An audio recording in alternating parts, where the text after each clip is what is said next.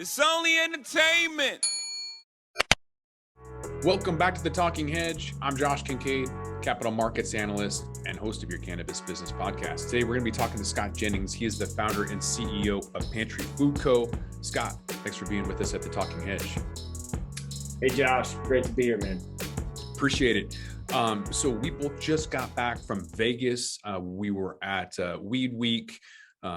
I was at several events, the Alternative Investment Summit, then the Lemon Haze Golf Tournament, then Marijuana Business Conference, and then MJ Unpacked. Put in 60 to 80 hours in 5 weeks. It was a long, good week. How was it for you? What did you get out of it? Maybe a couple of takeaways before we jump into Pantry Food Co. and all that good stuff. Scott, tell me a little bit about your week at Weed Week. Oh man, it was packed, right? Like not a lot of sleep. And one of the biggest takeaways is the cannabis industry is alive and well. I mean, I don't know how many people really, came down on Vegas, 50,000, maybe 100,000, but seeing everybody out in force after going through COVID and everybody kind of working in silos always makes you feel how impactful this industry is, right? Me working in a brand, but stepping into MJ Biz, you can see anything from extraction to grow to distribution to technology, right? It's just like this industry is booming from all aspects. And I think that's what you get at Weed Week in Vegas. And that's what my team would see. Anytime we have a new team member or even a new investor looking at cannabis, we say, hey, come down to Vegas. It's going to be a lot. It's going to be overwhelming. But the one thing you're going to leave is you're going to feel like this industry is on fire.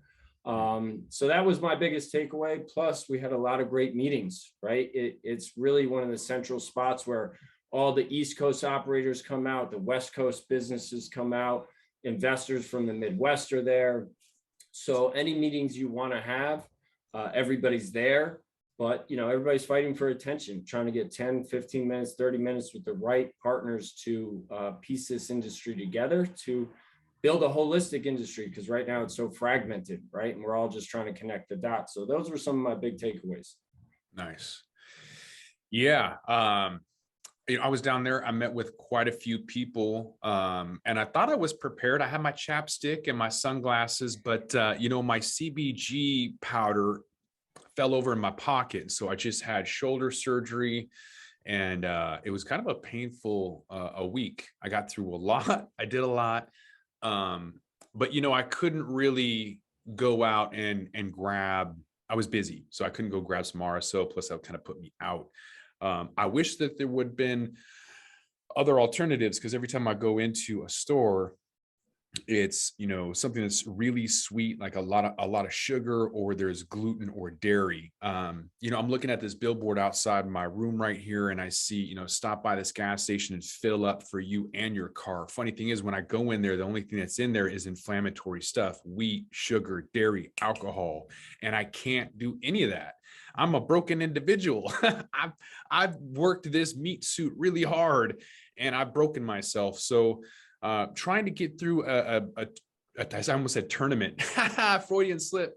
When I try to get through MJ BizCon, it is like a tournament. I mean, it's a freaking marathon, but how do you do it holistically without adding extra bad stuff to you? A lot of people are drinking at night, and so without CBG, I didn't really have anything. So let's transition into Pantry Food Co., because I'm really excited about that and what you're doing. Because when I was at the marijuana show season 3 in New Mexico, there was an individual there, an ex-football player, and he was going with the paleo, vegan, dairy-free, gluten-free, edible option, which I missed from the medical days in Seattle in 2016. They all had to go away because there wasn't enough room for it. There wasn't enough margins or profits or whatever. So I'm kind of struggling now, trying to get back on the train with the good cannabinoids. Tell me a little bit about Pantry Food Co., why you decided to go down that path that I'm excited for you. What made you decide to do that? And then I just dive in. Tell me a little bit about Pantry Food Co. Yeah, absolutely. And I'll even bridge with you just talking about the tournament first, because it is a tournament. It is it's the playoffs, right? And you need to have your best energy. And I kind of had a similar situation, Josh, when I got down there.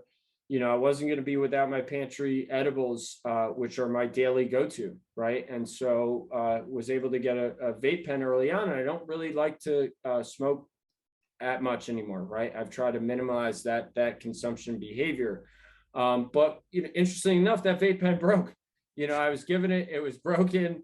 I was like, oh man, I was like, I'm out of luck, right? I'm out of my the fuel I need that keeps me balanced, right? And I would say the alcohol, it's a real craft to avoid the booze, right? A soda water with a lime in it, passed off as a tequila soda, can go a long way at some of these events. But I can relate to you.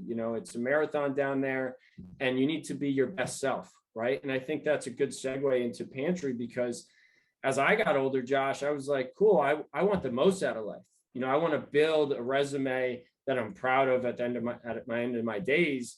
And we know that certain things like booze can drag us down, right? And when you're not getting enough sleep, it can drag us down. And then when we have, inflammation going on in our body, or we're not getting enough nutrients, we're not going to feel as good as we can to take advantage of the opportunities in front of us, right? And cannabis and Weed Week is a huge opportunity. So, when I looked at cannabis, I looked at it for my personal consumption behavior, and I said, geez, if I wanted something healthier, right? If I didn't want to whip out a joint at a meeting or smell like smoke, or I wanted to, consume in a healthier medium to preserve my lung capacity, when I saw edibles come on the scene down here, it was mostly candy, right? To your point, like that gas station says fuel up your body, but really they're actually selling you empty calories and things that will hurt your body. So it's the opposite of fuel. It's degrading your body from inside. And a lot of people, especially in my social circles, call it poison. It's the opposite of fuel. They're serving you poison to increase inflammation in your body, and you're going to, possibly get addicted to that stuff, right? So Pantry was designed to create nutritionist products with functional ingredients that people can consume for daily wellness, right? Everybody's got this stigma that's all about getting, stoned and being on a couch and, whoa, I can't control edibles. I'll tell you, Josh, we meet with so many brand spanking new consumers to cannabis, and we tell them that this is not what you've been trained to think over the last 70 years. You can have a microdose and not feel stoned, with benefits for sleep or for brain health, or we're coming out of a pandemic for immune support, right? Or relaxation. All of these are so important. And so Pantry was born to meet those consumers, the female consumer, the athlete, the elderly, that don't really look to consume high THC combustible products. They want something that matches their traditional consumption behaviors. And so that's what I've set out to create. And to your knowledge, that's not the biggest space in the industry right now. And you do get squeezed, and you do get pressure put on you, because a lot of people are peddling candy and are peddling, high THC combustible products. And I'm a small segment over here saying, hello, don't forget about all the consumers that, followed a journey that's considered know better, do better, and they're looking for healthier alternatives. That's a growing segment in the market, and that's a strong loyalty segment. So Pantry's leaning into that, and we're seeing that with our customers, but, we're early. And so we continue to carve out our space, but, we're going where the puck is, not where the puck, currently, where the puck's going, not where it is. When I was at MJ Unpacked at the Mandalay Bay last week, I noticed that when I was talking with a couple of gals that started a company called Hello Again Products, they went back to a dispensary. They tried it in college, whatever. Their kids graduated, and they're like, oh, let's go try this out. And then all of these 2,000 SKUs, they're like, whoa, really easy to narrow it down once you say, okay, I don't want to do sugar. I don't want to do dairy, or I don't want to do wheat or whatever. Once you kind of narrow it down, it's pretty obvious that there's not a whole lot of options there. The gals I met with this Hello Again product, they have a specific formula that works for menopause, and it was a suppository, not the preferred method for me. I wouldn't want to use a suppository, although I have heard it's a performance enhancing drug.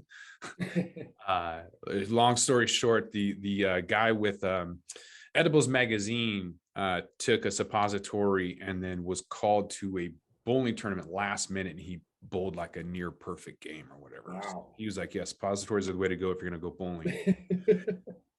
But with people who are going back to the dispensary and they're looking at it and going, okay, I don't want a gas station option of just, candy flavored chocolate. This isn't even like real chocolate, right? So it's not, I noticed you have like dark chocolate. You got like real cacao. You have real ingredients instead of candy flavored ingredients.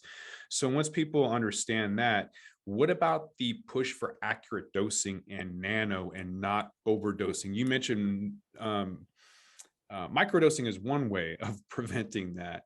But for the rest of us who want like 100 milligrams, we try it and then 30, 40 minutes later, it doesn't work. And we take another dose and then you're like, oh my God, this heart palpitation, I'm going to die. Do nano emulsion, is that going to prevent overdoses or is it going to make it worse?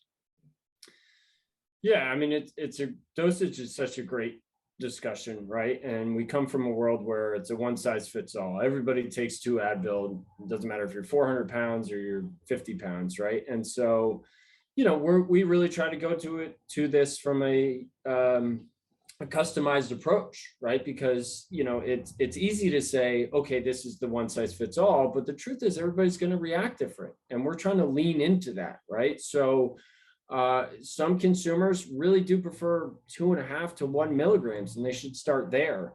Heavier consumers may need that 100 to 200 milligrams, but no matter if you're in nano or microdosing, you have to wait the accurate time. Where nano comes in, which is usually a faster onset, you'll be able to tell more specifically, okay, it's been 15 minutes. This is where I'm at. Do I need another dose or not? When you take a microdose that's not, fast onset, you may wait 45 to an hour and say, okay, is this where I need to be? Regardless, I think not even just in cannabis, we need to become more in tune with our body. I mean, how many of us are halfway through a sub and we're probably full, and then people continue to eat the rest of it, right? So it's like slowing down, it's coming more in tune with your body. And, some consumers like, I just want you to tell me what to do. But more thoughtful, more conscious consumers, I think, are okay with that. Saying, hey, try this out, be in tune with your body. Even some consumers are allergic to cannabis, right? So it's never going to be this one size fits all. We really do want to be a steward of your journey and take you through this path. And we learn. So every time a consumer says, hey, that did work for me or that didn't, you start to pair those anecdotal evidence together and you start to form, a generalization of what may be appropriate starting place and how to up your dose or when you're good. However, it's still going to be an individual approach for Pantry, at least, because we want everybody to feel that attention and find the right level for them, because too little, you're kind of upset, you didn't get the sleep or you're not relaxed to the way you want. And too much, you're on the other end saying, oh, this is a little overwhelming. I may get a little bit of anxiety. And so finding that right level for you is all part of the goal for us.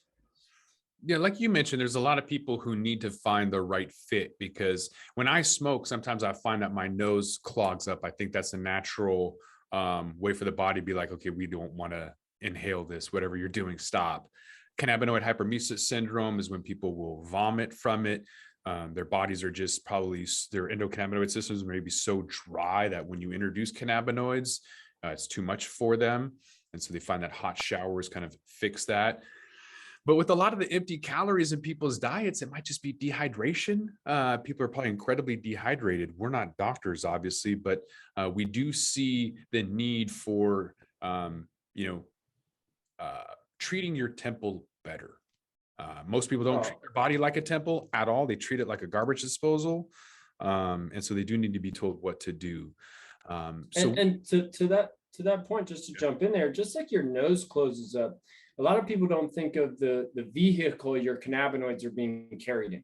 So when you have a artificially flavored and artificial colored and, highly processed ingredient as your carrier for your cannabinoids. Well, when it gets into your body is like trying to defend against it, right? It's like, holy cow, like there might be something good in there, but it's masked in all this garbage, right? And, that's really interesting to contemplate and to explore and be curious about. So, as our chief medical officer will say over and over, you want to eat whole foods, right? So we're focused on whole food ingredients, pairing those cannabinoids with those whole foods. So when it goes into your body's not looking at this as something it doesn't want to absorb. Quite the opposite. It's kind of opening up and saying, wow, that rich dark chocolate antioxidants, I want that. And then there's some cannabinoids in there too. And I think that's just part of us learning what the body wants and what it doesn't, and the receptive nature to what we're putting it in. A lot of people say, well, every body is different. And I want to say, like, we all have the same number of digits and organs. And I don't think an inflammatory situation is different than one person than the other. It's just that some people have a better tolerance, I would say. But why would you even want to put an inflammatory product in your body? So when you're talking about whole foods, what you mean is like a whole, like Thanksgiving, a whole thing of meat, a whole thing of vegetables, not processed. Basically, if you have to open a box, it's probably processed food. So if people don't understand that, it's actually quite simple. For me personally, I always advise people to try and get rid of carbs. That means sugar as well. That means pasta. If you really like pasta, use some zucchinis and make noodles with it. That's the easiest transition. After about 30 days of doing that, try to remove dairy, obviously remove alcohol. And so once you remove wheat, dairy, sugar, alcohol, your body is going to love the fats that you craved yourself. This isn't the 80s, people. Just don't starve yourself with salt and fat anymore. Like just take it. Just take it. It's good for you, and your body will melt the fat off. The sugar during the pandemic, I gained 20 pounds. My wife loves sweets, and I have no willpower. I mean, that's my thing. I'm a crack addict when it comes to sugar. I know that I can't have it. Out of sight, out of mind is the best thing for me. So for other people, when I've seen that alcohol and the sugar during the pandemic increase their waistlines, it's not easy. It is, you said they could be addictive. I'm saying they're definitely addictive. No. This is engineered to be addictive. It really is, right? And people don't think about that enough. And something we've been kicking around a lot is that natural flavors ingredient that's on everything, right? And you start to realize that natural flavors is this hidden ingredient that's really supposed to help a brand, protect their proprietary formulation in the ingredients, right? But within that, it could be sugar, right? It could be an addictive chemical that was cooked up in a lab. We don't really know, right? But if you go back to a layman's test, I can't have one chip. It's kind of like what you say about sugar. It's so hard to just have a little bit because your mouth is exploding saying, I want more, I want more, I want more. And I think that, I'm the same way, out of sight, out of mind, because if it's around and you say just one, then you're really messing with chemicals and really what's going on with your taste buds and that chemical reaction to really needing more that's overpowering your willpower to say, you know what, I'm good. And, the thing is, Josh, I think we're seeing this transition is happening. I think we all wanted to see it sooner. But, from McDonald's adding a salad to the menu to large CPG companies adding these vegan paleo brands, they're acquiring them. Consumers are following this journey, know better, do better. And I don't think that's going to, be the toothpaste that goes back in the tube, right? I'm going to raise my kids to know better about what they put in their body. I already know you are. And I think that the more that we educate society around us, people are going to start speaking up for their health more because, let's be honest, also having to rely on the healthcare system, while it may be great and, challenging in the same degree, I think being in control of your own health so that you can live your life in the freedom with quality health instead of relying on pills or pharmaceuticals or our healthcare system is the ultimate empowerment in life. Yeah. Well, I found cannabis, not like a lot of other people. I was running away from big pharma. I found out at an early age that it was just duct tape, and I wanted somebody to kind of peel the layers back and find out what the problems were rather than taking ibuprofen. Like my buddy who ended up taking 12 a day and died of multiple sclerosis, which I think is from clogging the CB1, CB2 receptor cells, and the body can't breathe right, creating an autoimmune disease. And he ended up dying as a result of that. But I know that kids can also rebel. If you tell kids like, oh, you just want to do whole foods, they'll rebel. But there's good indicators now with technology utilizing like the food babe on Instagram, who will show you what all of these natural flavors really are. Like the red dye in Gatorade is the same ingredient in a fire hydrant. Like, let's get real. MSG, people don't understand, is that thing that's super hyper tasting. They pulled that out of Chinese food, but not like other food, which is really weird. My dogs, I don't feed them real food because it's so hyper tasting. They will go crazy. Like when I see these kids that are fed cereals with glyphosate and sugar and everything else in there, and then you wonder why they're going crazy and have ADHD. Like, I'm not wondering. I know exactly why they're going crazy. And then the parents get mad at these kids like, yo, that's your fault. You need to be the one who's reprimanded. So we get it. It's consumer friendly. We're at that point, but is it investor friendly? Kind of want to transition a little bit, because I've seen companies come and go that make the world of sense to me. And we've just been harping on all of the benefits to your products at Pantry Food Co. But in the end, will it actually make sense?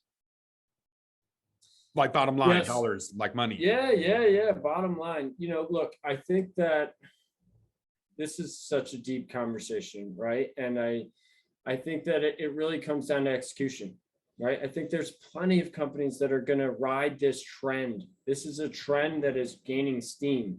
And when you're investing in a growing trend, you're going to have a tailwind. So as an investor, you always want a tailwind instead of a headwind. And there's a lot of tailwinds for healthier food products. However, what we've seen in many, many industries is that there is a very high cost to doing business, right? That can put a lot of businesses out. And you're seeing that in cannabis straight up. Like, value, as I tell investors all the time, is extraordinarily hard to come by in cannabis, because whoever has more money and is willing to spend more to grow their brand, they're gonna kill value, right, Josh? Like, if I offer a dispensary, a good promotion and a great marketing campaign and some bucks, that's a fair deal. However, this candy company right next in line to me, they'd be like, here's 20 grand and a bunch of free product, and we'll take your team, out to dinner or fly you to Colombia or something, right? So value is really hard to come by. And I think that's one of the, aspects that I lean on in my history. Coming from 10 years on Wall Street, I'm not just coming at this as a consumer that desires and appreciates healthier products. I'm coming at this as an investor, right? I'm coming at this looking for value for myself and for investors. And when we unpack this category in many different point of views, I think you'll see a much better return. Let's dig in.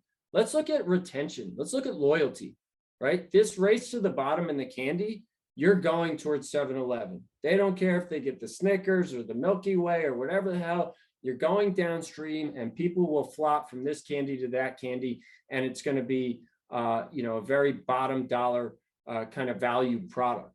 What we're doing is leaning into education, because if you can convert a consumer by education and telling them that this product will help them, right? They're not only willing to pay more for it, but they're more loyal, right? Because that is a product that they have now put into their daily routine that helps them in a certain way, either on a nutritional or a functional benefit. And that's a much more loyal customer. However, that's not, the only aspect that you have to start to look into. I've been saying something very specific here in California, which I'm not sure if you've heard of, but, essentially when they did this rollout and they allowed every city and every municipality to decide on retail, you've essentially, made the retail rollout very difficult, because it's very fragmented. It's relying on every city and municipality to, either onboard or not. However, the production and the supply has really increased. You've created a supply and demand increase in the industry, and with this slow retail rollout, and you're seeing a lot of brands continue to jam at retail and overpay for growth.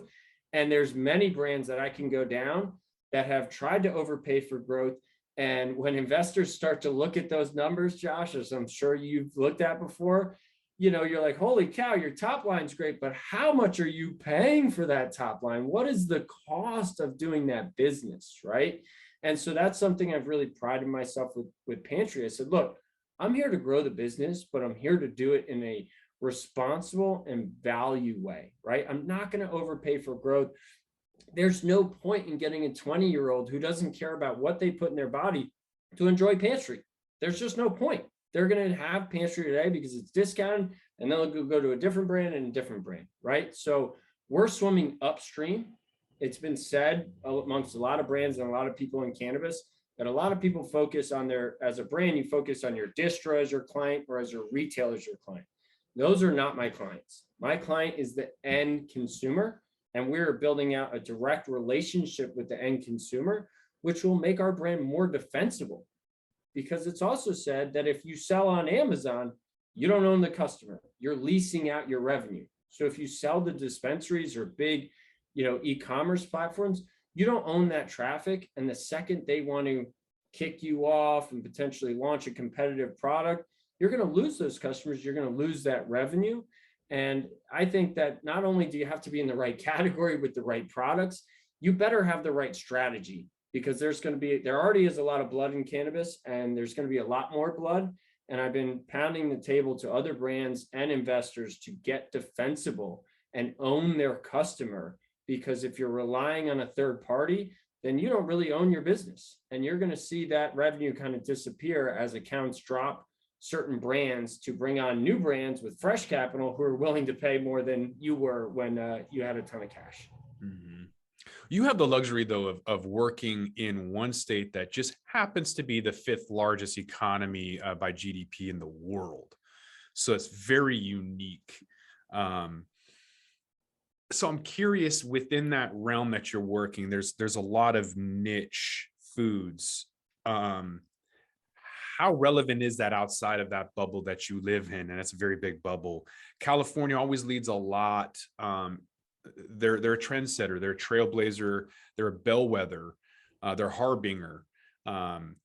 With cultivars, whatever becomes popular, Colorado picks it up a couple quarters later, and then Washington gets it after that. Automotive regulations, same thing. California leads in a lot of ways, but with their niche food, when I was in Vegas, I couldn't find anything gluten-free, nothing gluten-free.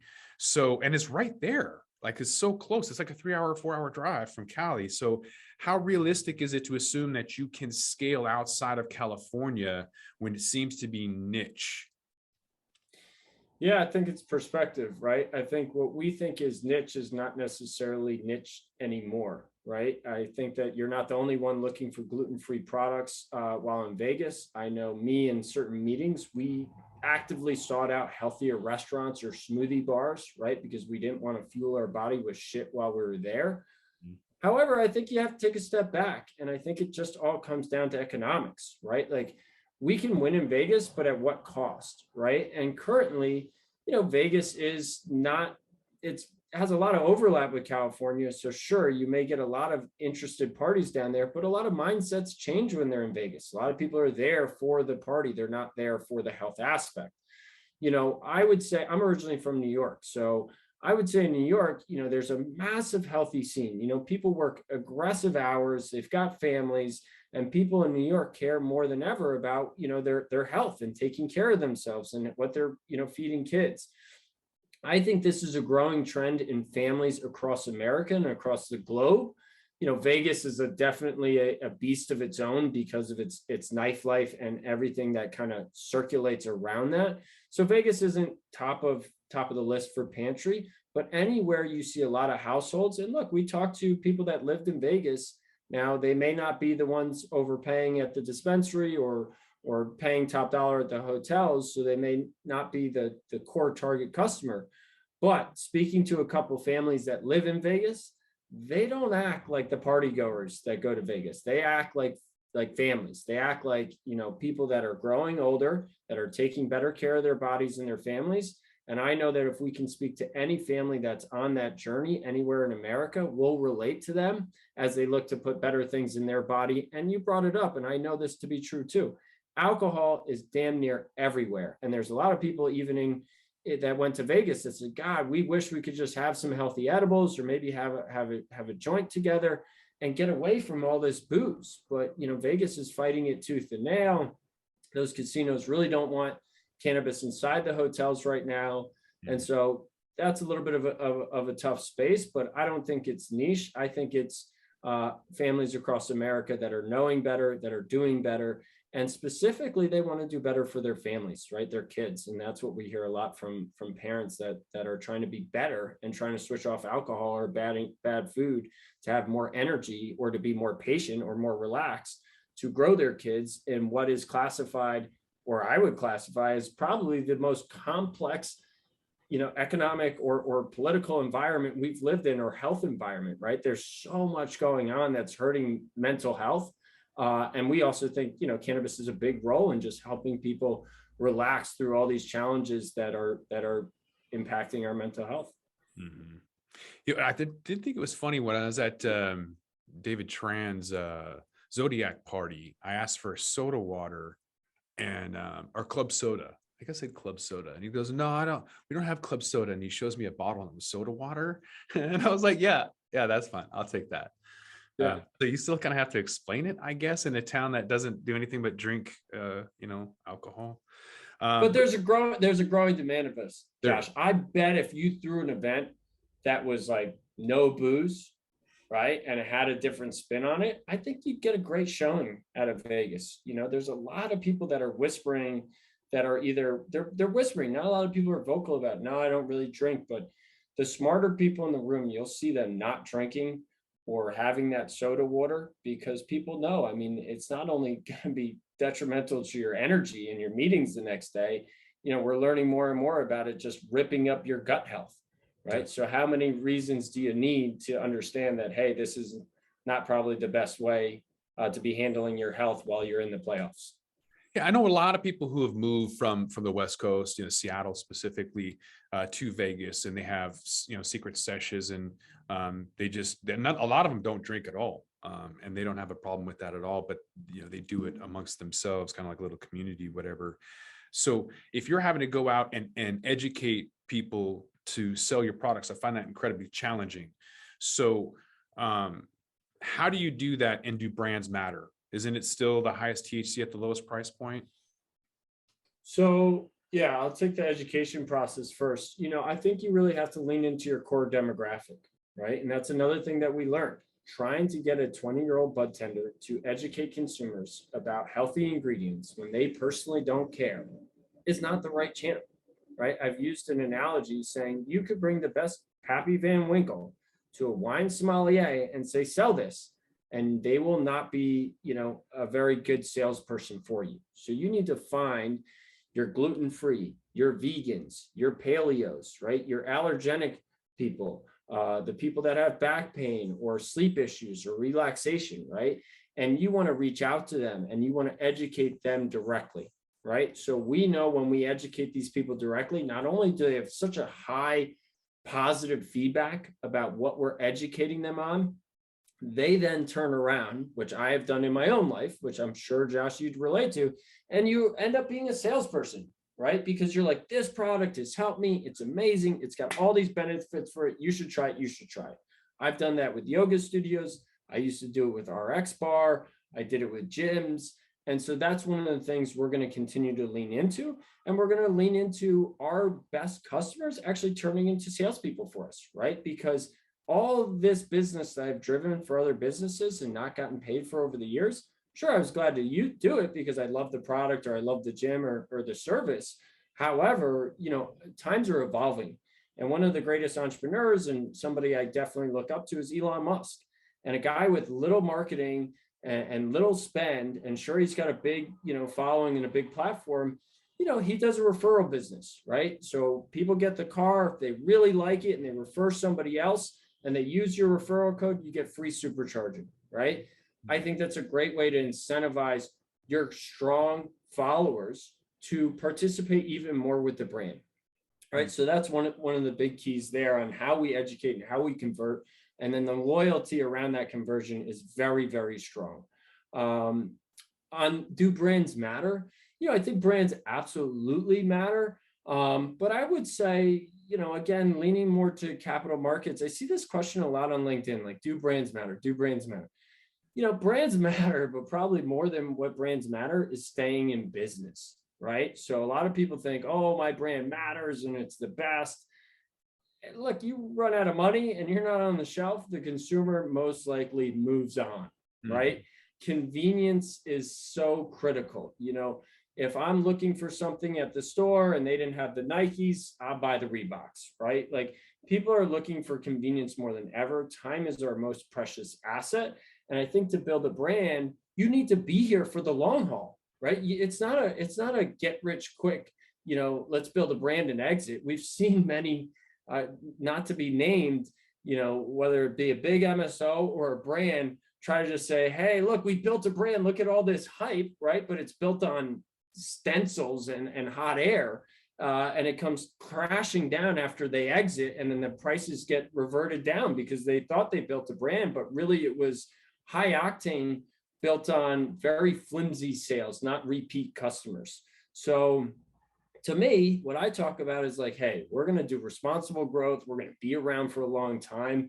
If you know the story about Nike or maybe Pepsi, in their first years, they sold a dozen units, couple dozen units, right? It's not about building a brand overnight. It's about building that connection with the customer over a long period of time, building that trust and that loyalty. And I think through those metrics, you're going to really build a brand. However, I always tell people we are in an environment that people want to get sales as fast as possible. I don't think you're really building a brand. You're just trying to sell to anybody who will buy your product with the strongest discount. That's not a loyal customer. That's somebody that will give you a sale today, be gone tomorrow. And, Dr. James Richardson, who wrote a great book, How to Ramp Your Brand, he'll say it, some of the best brands in the world have to build retention from the early days, which I think has been lacking in a lot of brands that are trying to grow. And so I come at this from an angle that I think a lot of people don't, from a financial perspective, and saying, look, yeah, you want to have top line sales. Yeah, you want to have access everywhere, but you need to stay in the game to build that brand over the long haul. And I think a lot of brands are just trying to, hit that high octane, hit that exit window. And I just think there's so much risk in that. And that's, not the appropriate way to build a brand. Right. We have a different perspective, a very unique approach coming from Wall Street, where we can see Aurora and Canopy writing off $1 billion and $3 billion from malinvestment. The investors don't care because they're not going after the risky equities. They're going after the IPOs, and then that's not good enough. So now they're going after cryptos, and it's just the depreciation of our currency, the quantitative easing, and the purchasing power that's been diminishing and replaced by inflation. And it's just the greed, not greed, but the need to have higher and higher returns that haven't kept up naturally is kind of what's directing all that. And we're kind of, I would imagine you're sitting in the back seat, kind of just looking as wide-eyed as I am. And one of the things that's kind of been transitioning is through the pandemic is online sales. So that's been kind of having direct sales, and yet you have $25 million being traded for a license in Phoenix. So I'm curious to see from your financial Wall Street perspective, circumnavigating these massively expensive licenses seem like a phenomenal investment opportunity. It also seems like it's going to piss off a lot of people. What's your take? Damn, Josh, I feel like you're in my head. I mean, retail's been, when you're on Wall Street, look, retail's been struggling for years, right? It's no secret. And you're seeing huge money going to retail. And it's been quite baffling. And when you're in the environment, you're like, shit, am I the one that's wrong? Right? Like, all this money going to retail and these big tickets definitely make you think that you're wrong, because the truth is, on Wall Street, it's e-commerce that's kicking ass. It's those businesses that you really want to look at because they have such high growth. However, cannabis had to come online, and it came online first through the retail channel, right? So I think that value came up and spiked. And I think that you're going to see that value diminish very, very quickly. And I don't say that with any kind of pleasure, because I know a lot of people in the retail business and I want them to continue to grow and succeed. I just, when I look through the consumer angle, here in California, everybody fought me about 5 years ago when I started getting groceries delivered. And they're like, I love going to Whole Foods, or I love going to the grocery store. I said, my ass, dude, like once you get it delivered and you have that convenience, I'd like to see you go back. And once people get time back, it's arguably very hard for them to go back. Nobody got a smartphone and went back to a BlackBerry, maybe a few, but not in a general majority, right? So, I've been working on something really important to launch a new marketplace in California. And I'm doing this because of, what's going on in retail, not only because I find it to be not the most attractive channel for consumers. Consumers appreciate the convenience of getting things delivered online, but also because there's an environment and an ethos around retail that retail is really the holy grail, right? I look at retail as the jumping off spot. Like you need to go retail, then you need to pounce into e-commerce as fast as possible, whether you're a brand or a retailer. However, a lot of people are heads down saying, oh, retail, we're just going to focus here. And I think that's, a short-sighted view, because if you take a step back and you look in traditional commerce, everything's going online. And even new brands that are launching, they would be hard pressed to sell to an Amazon or a Whole Foods or through a retail channel. They usually focus on their e-commerce channel first, owning the customer, collecting that data, learning about what they need, the feedback, and optimizing that channel. And then maybe they go out to, third-party retailers and distributors and sellers. So I think that retail, from an investor standpoint, I think there's a place for it. I struggle with comps, these really expensive retails, like what's the comp for that? Liquor stores are, boarded up and with bars on the windows. And, I'll even share more, which is like, retailers always want to do event activations at stores. And I always said, well, look at that environment. Imagine if you went to a liquor store and they had a DJ or a taco truck outside. I don't think I'm hanging out, right? I came for, the booze, I'm getting it, I'm getting out, right? I think we really need this next segment to open up, which I think is commingled, right? I think it's experiential retail, and then I think it's lounges or restaurants or venues of some sort where you can have a social aspect, right? However, they're trying to take highly regulated retail stores and make them experiential. And when you put on your investor cap, that anytime you're swimming into such strong headwinds or flying into such strong headwinds, which are the restrictions around retail, trying to make that experiential, your value is going to go down, right? And it's also not what the consumer's used to. They're not used to hanging out at Ralph Lauren or J. Crew, or the liquor store. Retail is meant they go in, they look at products, and they get out, right? So I think that retail is here. I'm specifically looking to open a retail store in my home state of New York because I understand the value in the early stages. However, I think what we've seen in traditional commerce take 20 years to go from brick and mortar to where we are with e-commerce today. I think that's going to happen at breakneck speed in cannabis. You're seeing it here in California, and stay tuned in the new year. Pantry will have some exciting updates about how we're approaching e-commerce to better provide convenience and solutions and consistency to our consumers in California. I think COVID has increased so many things: work from home, online delivery for the industry, hopefully cannabis cafes, hopefully more healthy food options. It's increased everything by about a decade. So, maybe next time I go down to Vegas, I won't have to look around for more healthier options. I don't know, but at least maybe you guys over at Pantry Food Co will be scaling, expanding. Hopefully see you guys on the West Coast. Are you guys actively looking for strategic partners in other states to kind of expand or license your SOPs?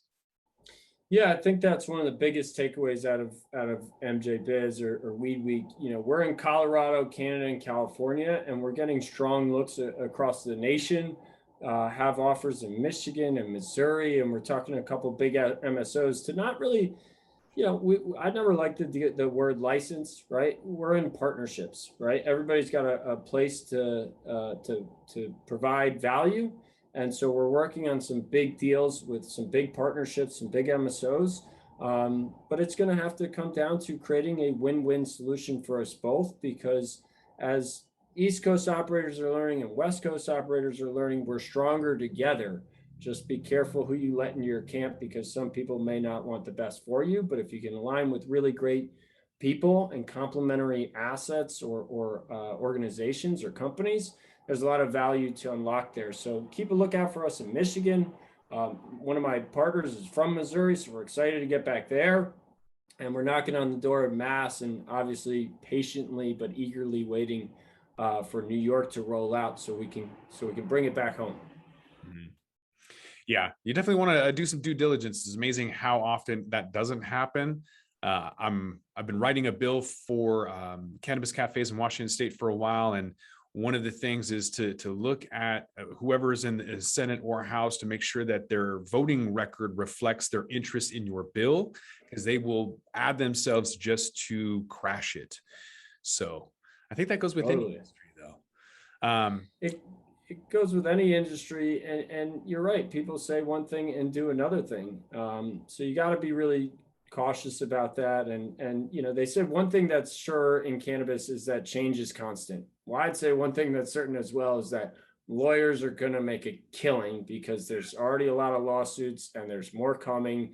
And it just speaks to people rushing to a marriage before they get past those first couple dates. So date before you put the ring on. Yeah, I've seen people spend six figures thinking that a lawyer was a business development person and just having them write contracts that went nowhere. And I was thinking, man, I should have passed the law, the bar, because that would have been a lot easier than doing advising and consulting and business development. Just be a lawyer and then just take money and do nothing. It'd be great. You get the bill for an email. Yeah.